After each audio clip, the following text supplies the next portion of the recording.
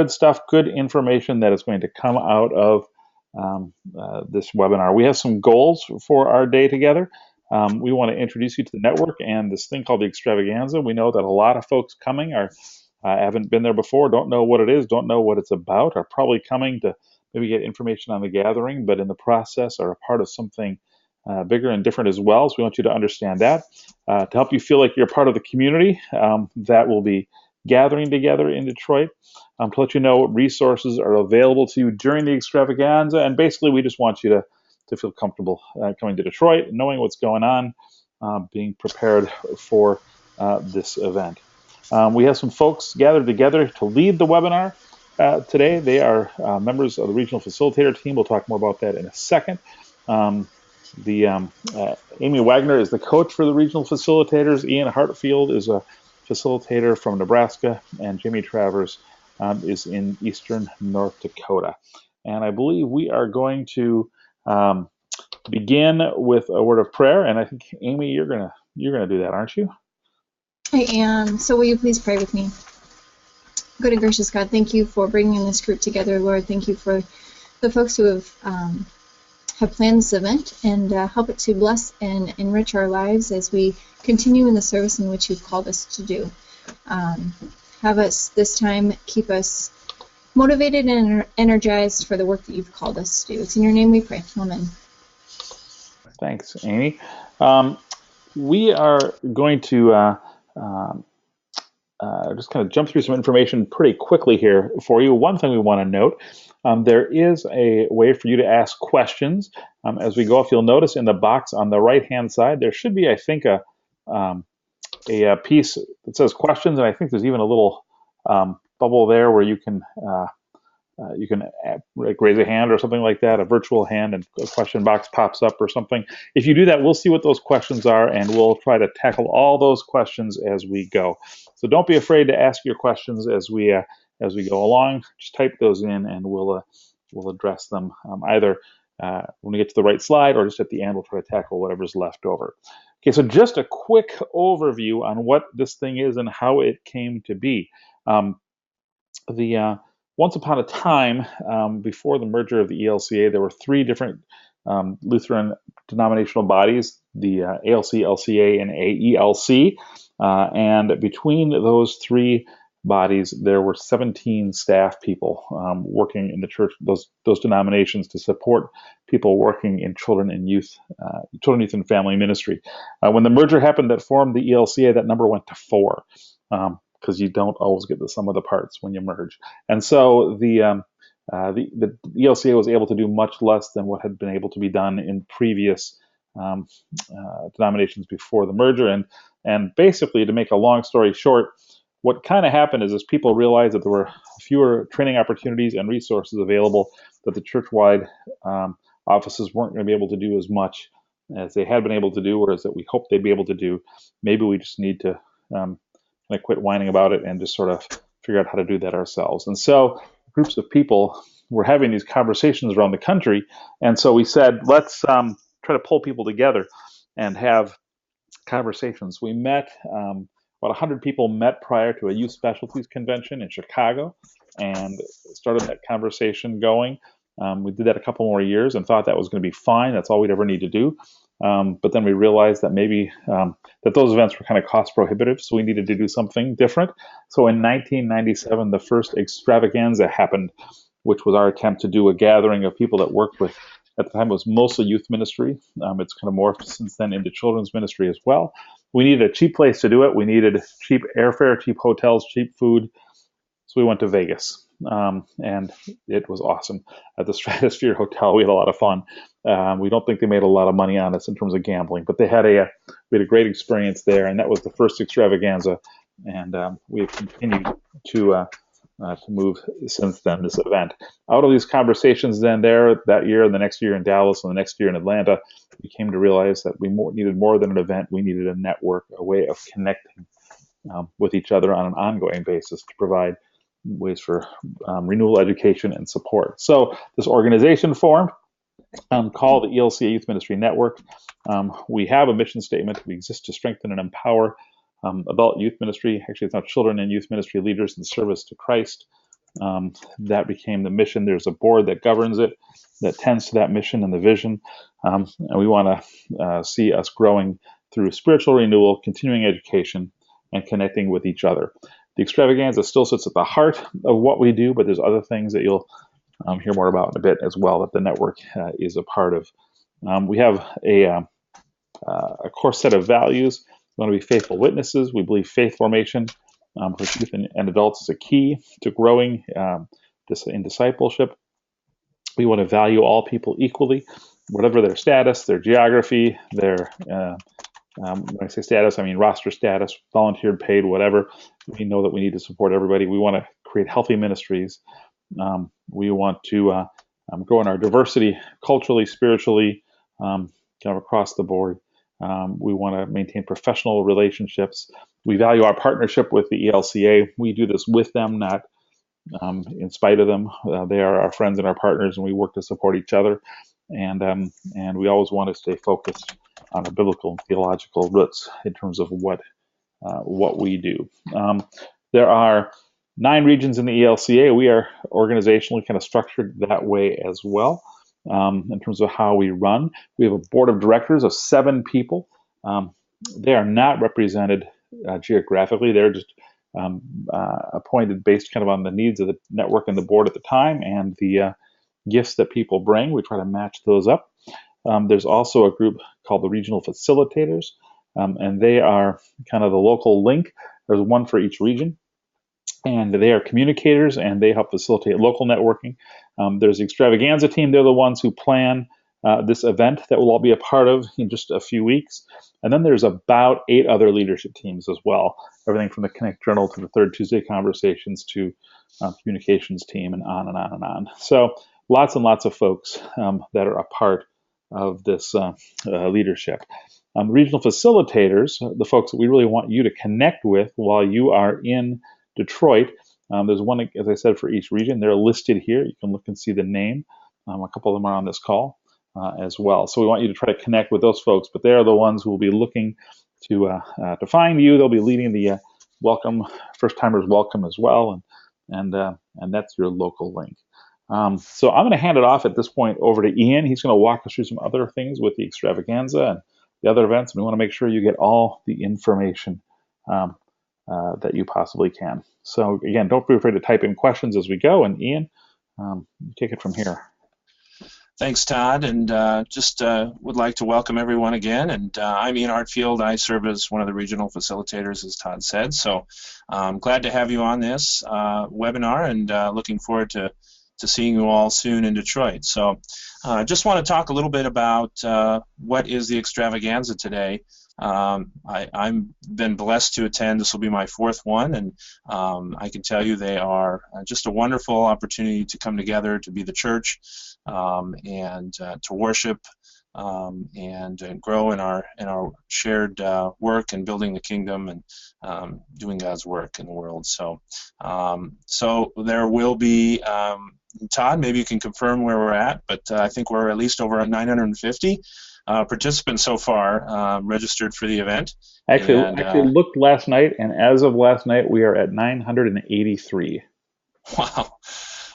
So that is by far, yeah, it's crazy. Yeah, that's by far the highest total we've ever had. So thanks be to God for that. So as it says, we kind of consider the extravaganza the premier renewal, education, and networking event of our church, and that builds off of the mission statement of the network. So and it's for people of all walks in ministry, and lay people and rostered, and the old and the young, and folks from urban congregations, folks from suburban congregations, folks from rural congregations, anyone who is accompanying children and youth and families in their faith journey are invited to share in this experience with us. So it's very special. So Todd, will you click to the next slide?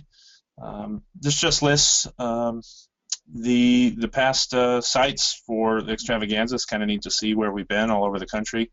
And as Todd said, the first was in Vegas, and last year was in St. Louis. So we're looking forward to being a part of the Detroit community here at the end of the month. So Extravaganza is about renewal. Um, Extravaganza is church. It's where we gather to be fed by word and sacrament at the table every day, and we come together to worship. There'll be plenty of opportunities to hear inspiring preachers and meaningful stories of faith and ministry happening all over the world, in our church and beyond. And you'll have a truly wonderful experience, opportunity to experience the love and grace of God together with so many. So, and I can say for many of us, I know for me at least, those who are tending to faith journeys of others, really these experiences don't come along often enough, and I know they don't for me, and so that's one of the reasons that I feel called to be a part of the network and be part of Extravaganza. So, and just a few notes on some of the musicians. We have a wonderful slate of musicians lined up, including Chris Clay, Lost and Found, Agape, and Rachel Kurtz. So many of them will be familiar to you, and if they're not, they're just wonderful musicians and share God's message in powerful ways. So, and our preachers and our speakers they come from a variety of backgrounds and expertise, and I can say that I'm excited to be there as the presiding bishop of the ELCA. Elizabeth Eaton will be with us as well. So, and I'll draw your attention to the website, the network website, to check out more information about those who will be preaching and singing and playing for us at the Extravaganza. So, also say a note, there'll be plenty of opportunities for renewal in terms of self-care through physical fitness, and those are I believe some are on the website, but also will be made available. More information will be available at the hospitality table at Extravaganza, so be sure to check that out. Extravaganza is about education, and really it's designed around two primary opportunities. One is a large group session where we will hear from a keynote speaker who challenges and enlightens us in our thinking and our work. The large group sessions are really less about tactics of youth and family ministry and more about the heart of the person in ministry. So it's a special time. And the workshops, which is really the other second main piece of the education time, they are the skill and tactic are oriented around those ideas. So there'll be lots of takeaways from the workshops and the large group sessions, things that you can use right away, sort of nuts and bolts of ministry, and the workshops leaders are just excellent in terms of what they share with us, and those who've been on the front lines and of children, youth, and family ministry. So be sure to take part in that. The exhibits, there will be Todd will talk a little bit more in a few minutes about where the exhibit hall is, and there are many exhibitors that will be on hand to provide information about their products in terms of curriculum or materials that you can use in your ministries. Many camps, Lutheran camps, will be on site, and just different ministry organizations that you can learn more about and how you can incorporate into your ministry, into your church. And they can also suggest many other resources for you to use. And one of the things I've enjoyed is just spending time talking to the exhibitors about what they do and how you might use some of the experiences that they've come across in your own ministry. So, and Extravaganza is about connection. This is, at least for me, I think the most important piece. We want you to know that you're not alone. There's the Extravaganza is a dynamic, vibrant community of colleagues who really share in the same struggles and joys that you do, that we do. And I think some of the most powerful moments of the Extravaganza happen really they happen in the large group sessions, but they happen elsewhere too.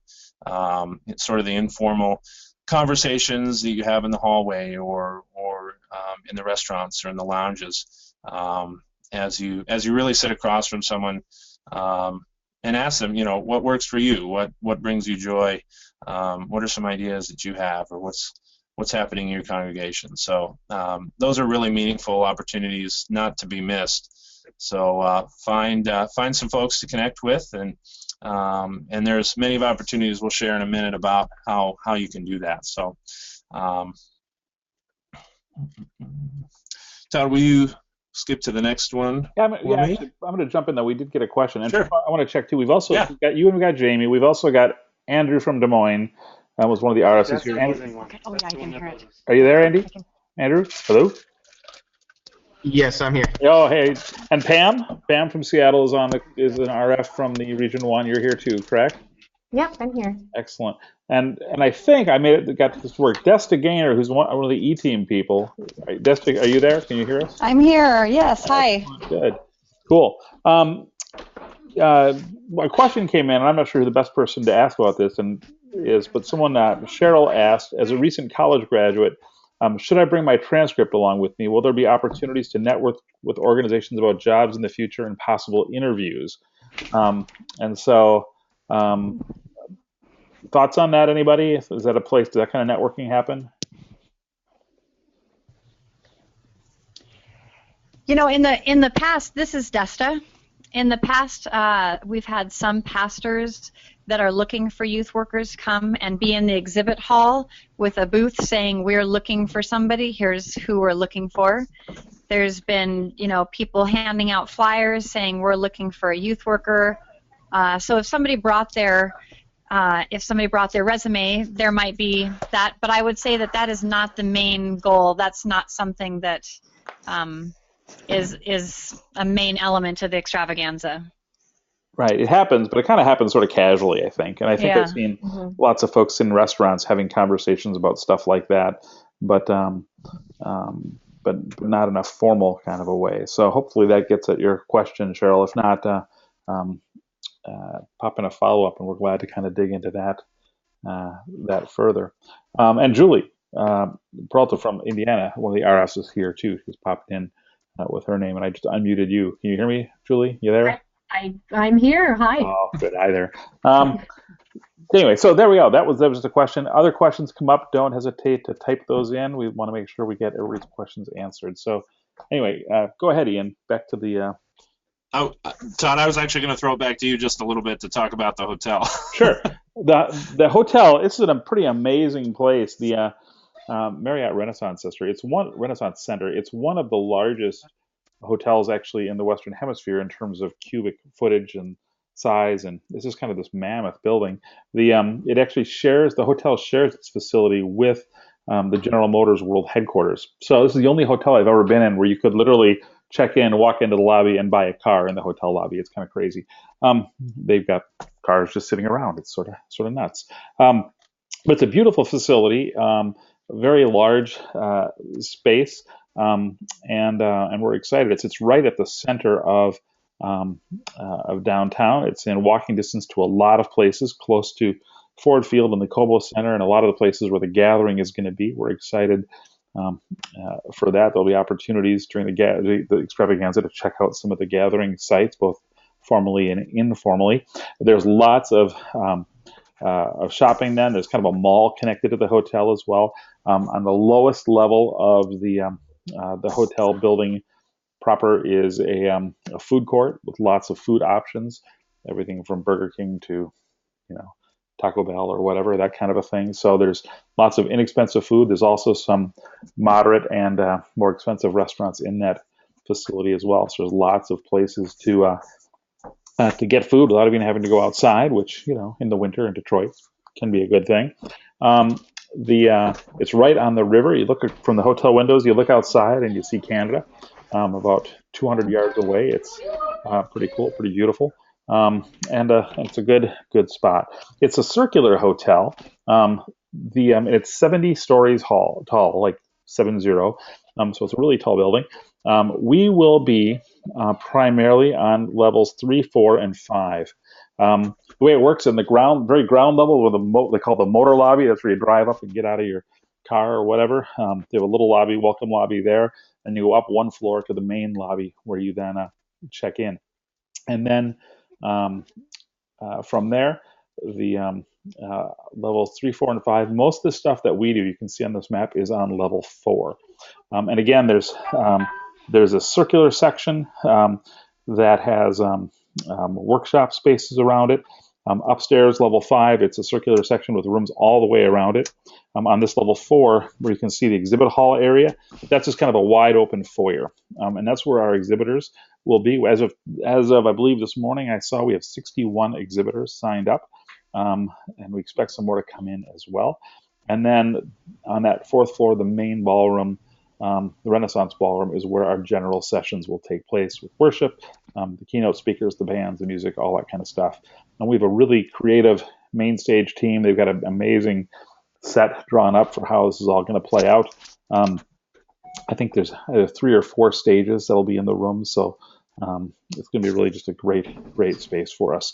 And then levels 3 below and level 5 above, there are more workshop spaces, and we'll be making use of those spaces as well. So we're excited to be in there. And there's a question that just came in from Ruth. Does the hotel have a pool? We could not find that it does. I don't remember seeing one, but I wasn't looking for it either. Desta, when you were looking around for the hospitality team, did you see a pool?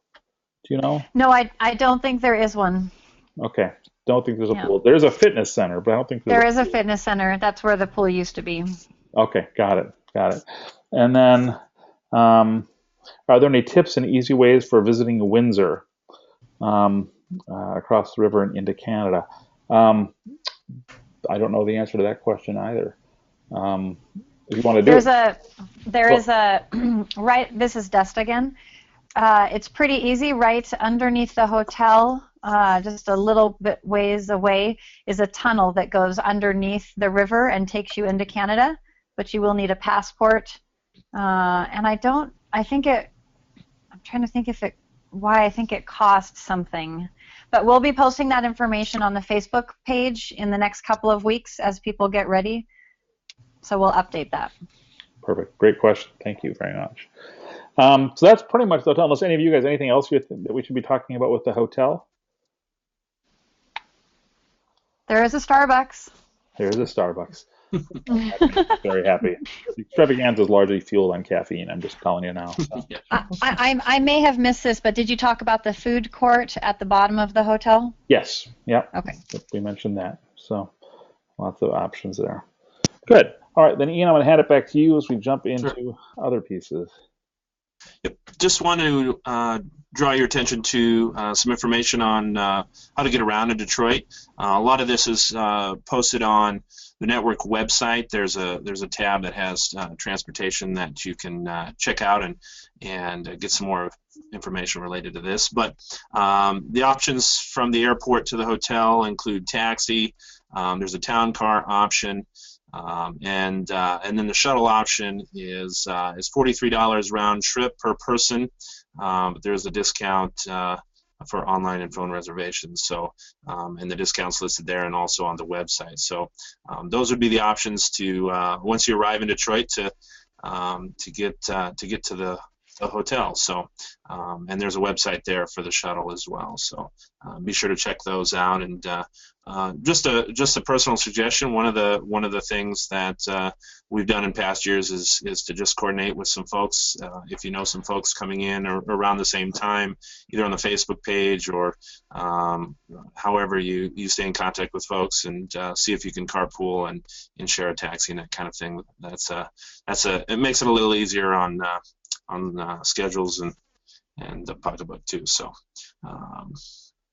and then if you are driving, there are some options at the hotel.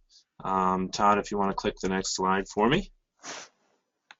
And these come from the hotel's website, and so there's an on-site parking fee, hourly and daily. That you'll see there, and there's some valet options and some off-site parking options as well, and some self-parking. So if you're driving, those would be the best options for you. And Ruth had asked a follow-up question: will there be enough parking there for driving up? The size of this facility, Ruth, I would I can't imagine there wouldn't be. It's a massive, massive building. So I think there's plenty of parking there. I wouldn't worry about that. Someone else, Amanda, asked how far is the off-site parking? I believe it's all fairly close within 1 to 2 to 3 blocks, if I recall correctly. When you were walking on Desta, did you see that? No, that's a great question. We'll find out and we'll let you know. Yep, we'll put that also on the Facebook page as well. And Ella says, I can't hear anything. I don't know what to say about that because you can't hear my answer. So I'm sorry, I don't know what the technical issue there is. If there are other folks having problems, it seems like we've got other folks hearing us. So I'm not sure where that issue is. Maybe I'll try to type a message back to Ella. But that's all I got on that one. Sorry. Go ahead, Ian. Okay. If you just there we go. One of the questions I often hear, and I remember experiencing that too at my first extravaganzas, what to do when you arrive, and there's a lot going on, and there's a lot of activity and lots of things to see and do. So, just wanted to put some bullet points up here for folks, those of you who are first timers, obviously. And we want you to check out the registration table first and foremost. That's where you'll pick up a lot of your information, and if you ordered a t-shirt, I believe that's where you'll pick that up as usual, or has been the practice in the past. And check out the exhibit hall where the exhibitors are. Lots of goodies to pick up there, and then start to look through your book, your welcome packet, and identify workshops that you feel called to attend and participate in.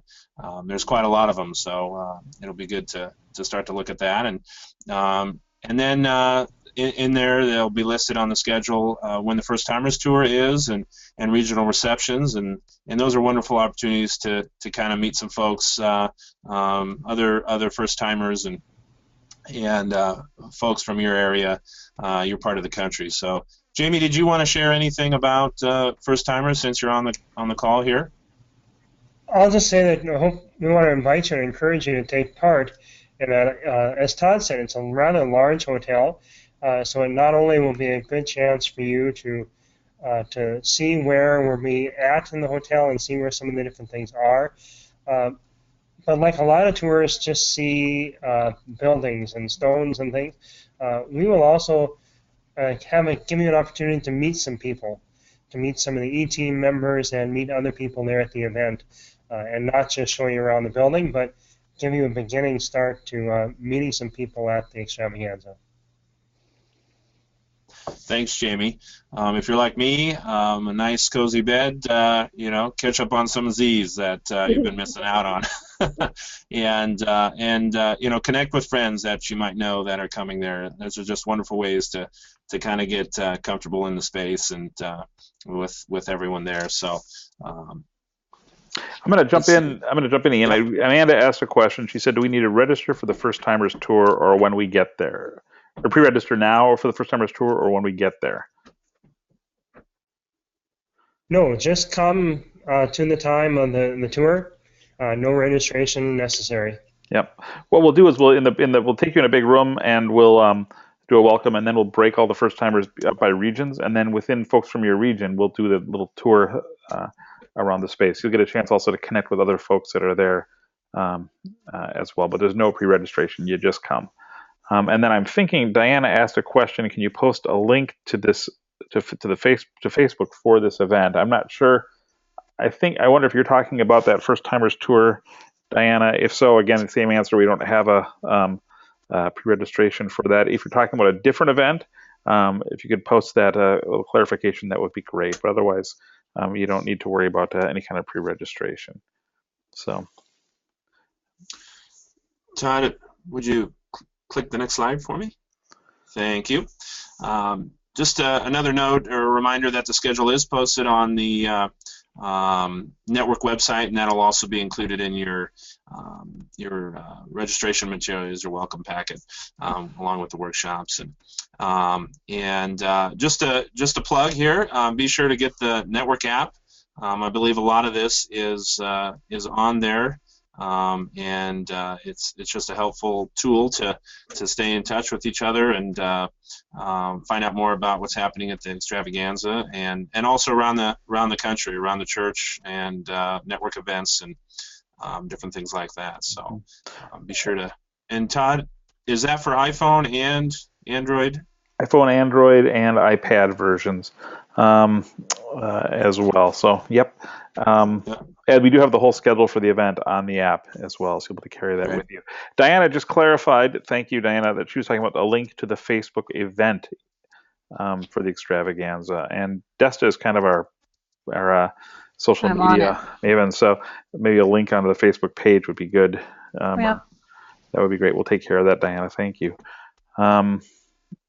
So I just finish up here on this slide. We've got there's also some regional gatherings happening. So find out which region you're in if you don't, and be sure to join us for those. And there's a lot of usually a lot of fun things happening at those, and some giveaways and different ways to connect with peers in children, youth, and family ministries in your geographic area. So those are listed when those are happening in the schedule, and then often there are different synods or groups getting together for lunch, and many of those are also listed in the schedule. So be sure to check those out. And Desta, did you want to share about the hospitality table, or? Sure. We have a great group of people. There's 11 people that are serving on the hospitality team, and they will be welcoming you when you arrive at the hotel, and they will be standing at a hospitality table, which will be right near the main ballroom. And so if you need anything while you're at the Extravaganza, that is the place to go. It's staffed with people that know almost everything that they may need to know about the Extravaganza. They want to help you find where you're going. They'll have updated workshop information. They can help you know where you might go to eat, or if you're looking for some life outside of the hotel. They're just friendly people to connect with. If you're feeling alone and you're wondering how you can connect with other people, or the event itself, that is the team and the table of people to go seek out and find. And they will welcome you with authentic hospitality and are glad that you're coming. Mm-hmm. Thank you. Hey, I just saw that Scott Maxwell Doherty just popped in as well. And Scott is the director of the Extravaganza, the man behind everything, and basically an event kind of genius sort of guy. And so I'm going to unmute Scott and say, Scott, are you there? Can you hear me? He was slurping coffee. I know it. Okay. Now he's not there. He was there. It says he's there. All right, Scott, if you're there and you pop on for a second, I got a question to ask you. So if not, that's fine. We're just going to keep moving forward. So there we go. So just to wrap up here a little bit about what's available to you at the Extravaganza. Many wonderful worship opportunities, plenty of options for food and self-care, lots of great music, some sightseeing opportunities as well. And I think it's on one of the next slides, but there is a sort of a gathering bus tour that will be happening as well during the Extravaganza that I believe it's full, but there may be some opportunities. Todd, can you confirm that, or Desta, if there's a few seats, day of that you can sign up for? Yeah, we have. There are some spots that are still left. We stopped the pre-registration, so it'll be the few seats that are left will be kind of on a walk-up as available kind of a basis. Wonderful. So next slide is education. So again, there'll be lots of exhibitors on hand that you can talk to and share ideas with and see how you might connect with their ministries and your work. Wonderful speakers and lots of workshops and again, caring conversations are happening or will happen all over. So be on the lookout for those and then And then there are some intensive care courses happening, which I'm sure some of you are signed up for ahead of time. So that's sort of education piece of the extravaganza. And then a couple other notes again in the connection part is I believe Thrivent's hosting a lunch for the folks that are a part of that. And then Todd, would you say anything about sort of the evening receptions? I think there's a few of those happening as well. Sure. There is on Thursday night for people that are there early, intensive care participants and some of the other gathering folks that are there and such. There's a early arrivers reception on Thursday evening in the exhibit area. There'll be some food and beverage there. And then on Friday night, we do a reception with everybody, the whole 900, and that'll be fun also kind of in that exhibit area and in the ballroom as well. That'll be following the general session, and then following after that, we'll do some regional gatherings, but then after that, we'll gather for that reception as well. There are also some other scattered receptions that take place during the event that'll kind of be announced as we go. There's also Theology Pub and Cranberry Jam, which are two events. Desta, I don't know if you want to say anything about those. Yeah, the Theology Pub is a couple hours on Saturday afternoon, and that is just a time for you to gather, grab some drinks. We'll have some snacks, and we'll be led by Raleigh Martinson. And it's just a very super casual time to talk about life and faith and theology. And we hope that it's a good time for you just to wrestle with things or have lively conversation with peers. And also that then you would be able to take that as a possible model home to use with your youth group or congregation or peers in youth ministry. And there's a Cranberry Jam, which is called the Cranberry Jam after the Cranberry Hymnal. It's basically a good old-fashioned hymn sing, and Rachel Kurtz will be leading us for that in the next couple of weeks in the Facebook group and on Twitter. We're going to be asking for people's favorite hymns, and we'll compile those together. Last year we had over 100, probably 140 people that showed up, and we were just singing hymns, and it was a joyful, worshipful experience, and that is happening on Saturday night. Perfect. Thank you. Thanks, Dustin. We got a bunch of questions that have popped in. And while I'm sorting through those, Scott, I think we actually have your microphone unmuted, so we're able to hear you now. Can you try talking and see if you're there? He mentioned that it says he's in listen-only mode, but I've got you listed as unmuted. Can you hear us? Well, if you can hear me, I can hear you. We hear you fine. Oh. That's great. This is Scott. He is the director of the Extravaganza. Any words of wisdom or welcome that you want to bring, Scott? Well, I was just going to type in on the control panel that one of the important elements of the E is grounded in the word of the network, which is hopefully by the time that you leave, you will feel yourself networked to the larger life of the church in ways that you could never have imagined. And because that's a part of the outcome of the E, all of the E is planned and designed around that particular goal, that we understand that from the moment you put foot in the hotel on that property, the process of networking, getting to know one another, getting to know lots of people in the room, that's a driving part of our agenda. And so we do, I think, a pretty grand job of making sure that people get networked. My word of encouragement to you as first-timers is literally throw yourself into the process, stir yourself into the mix, and I trust that God will make this a great time for you. I'll stop. Thank you.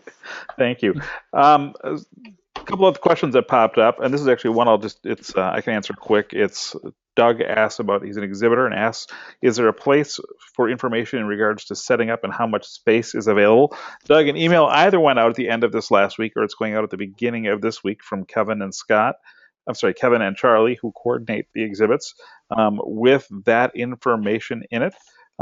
If you have not or do not received that like Monday or Tuesday, let me know. I'll make sure you get that, or you can contact Kevin or Charlie directly, Charlie Roberts or Kevin Dragseth if you don't have that. But if not, get a hold of me. And by the way, it's good to see your name here. It's fun that you'll be there. You're one of my favorite people in Chicago. It's fun to see your name on that list.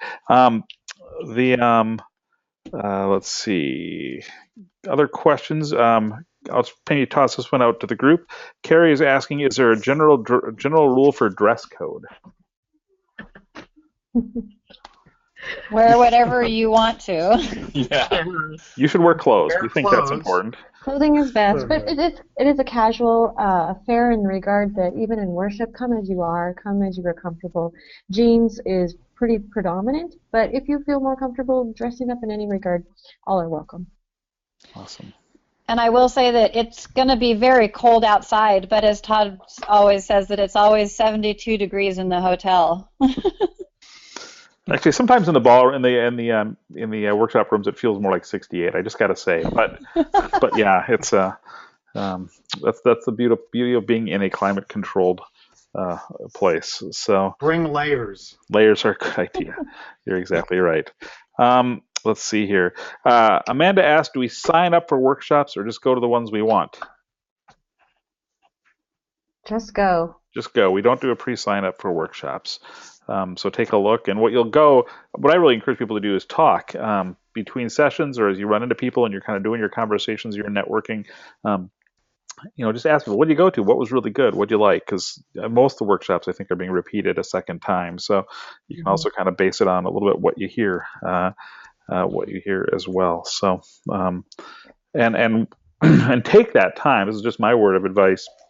We look intentionally for hotels that have a lot of what I call kind of nooks and crannies, little places that there's chairs and tables and little couches and that kind of a thing, and places for people to sit. We really want you to connect with people, have conversation, talk about your ministry, kind of sharing each other's lives, and so those spaces between workshops and sessions really take advantage of that to have those kind of conversations. It's a part of the beauty of the event, I think. Cheryl asked a question, how do we find more information about the Gathering bus tour and when exactly is that? There's a page for it on the website, Cheryl. If you go to the website and then under events, I think it is, there's Extravaganza 2015, and underneath that, there's a link to bus tour, and it might even be elcawebnet.org/bus tour. I think might be the direct link. I'm not 100% sure, but you can get to it on the main page, and the information about the schedule and all that is right there. And again, if you go to the event schedule, it'll list where everything in the event is happening, or if you have that downloaded on your app as well. Let's see. Got another question. Amanda is totally going to the Cranberry Jam. Yeah. Awesome. Which is better than partially going to the Cranberry Jam. So thank you. It's good to know. Thank you. Paul Amlin says, yes, you have to wear clothes. That's good. Thanks, Paul. Will the workshop schedule be available before Extravaganza? Is the question. I believe the answer to that is yes. And as soon as we have that finalized, and I think it's just got finalized because I think it's in the program book, so it's going to the printer like first thing Monday morning. So as soon as we get that in a form where it's just the schedule, Dan, we'll try to have that on the website as quick as we can. Thanks for asking. We'll try to get that up very, very soon. It appears as if it's up right now. No, that doesn't. That just includes what the workshops are. It doesn't show what time slots they're at. And that's an older one. Oh, Sorry. Yep. So right now it's the list of workshops. The actual schedule, again, we shall hope to have that put together thing. And then Julie just typed in, she checked and confirmed, yes, it is elcaymnet.org/bus tour, all one word, BUSTOUR. So there we go. We got those pieces.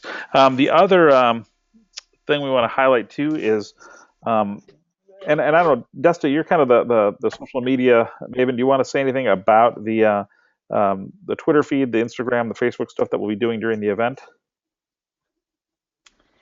Sure. I've been tweeting this whole time too. So if you're on Twitter, you can jump on Twitter, and if you type in a search for the hashtag EXT15, you'll see any and all tweets that anybody from anywhere wants to file all together. And this is a great way to connect with people before you get to the E and while you're there. So I encourage you, if you're on Twitter or if you're wondering about it, this would be a fun time to start. And what you do is anything you tweet, then you add that hashtag right there, the number sign EXT15, and automatically your tweet will go together with everybody else's that's using that same hashtag. And you can read through and you hear what other people thought about the main speaker. You can hear and read what workshop leaders people liked or where people liked eating. We will also be on Instagram, and so we're going to be taking pictures and sharing the stories of all the youth workers and the people that make up our network, and we'll be using the same hashtag there and on Facebook. So I encourage you to jump on one of those three beforehand and just go to Facebook and type in that hashtag EXT15 and just see right now what comes up, and you'll get a flavor for how you can join in the conversation. Cool. And then we, Phil is a character that shows up at the Extravaganza in some different ways, and one of the things we do is if you have particular questions as well, you can ask the question with the hashtag #AskPhil, and we'll try to answer them as well. And that's more of a question as opposed to that you want to have someone like, where is the bathroom, or whatever it might be. Well, actually, if you ask that at that point, it's probably already too late. But try to find, if you have questions about the event, we'll be monitoring that and seeing if we can answer those questions as we go, and we'll start doing that fairly soon as well. Ian, what else you got to say? Anything? No, that's all I had. That's all we got. And I think we've answered all the questions. I want to thank all the people. And Diana just popped back on. Facebook link? ? And so, two things. Diana, if we'll put a link in the network's Facebook page. If you're a member of the network's Facebook page, ELCA Youth Ministry Network, we'll link there into the event. The other thing is in Facebook, if you go and just do a search for Extravaganza 2015, I think the event will pop up that way as well. But we'll link it off of the main Facebook page, the Extravaganza or the network's Facebook page. Scott then jumps in and says, "It's a crazy hotel for elevators. Explain." Okay, Scott, go ahead and explain. Certain elevators only go up so high. So you have to pay attention to your floor, where you're trying to get to, and then know that when you come down, the elevators will stop early, and then you have to jump over to a different set of elevators to get down the rest of the way, or find the express elevator that'll take you all the way down to the lobby. So I would just encourage you not to get freaked by this, but simply, I got to pay attention to which set of elevators I'm going to get onto. They're marked pretty clearly, but even for somebody that pays attention to elevator riding, I had to pay a little extra attention. So there you go. There you go. You're exactly right. And then Cheryl asked a question, can I sign up to watch Tuesday's webinar as well, as there will be other questions? Absolutely, Cheryl. If you go back to that page on the network site for the first timers orientation, or first timers, I think it is. I think it's the number 1 ST timers. You can. You're more than welcome to sign up for the second webinar as well. We'd love to have you there. Anything else anybody needs to add into the conversation?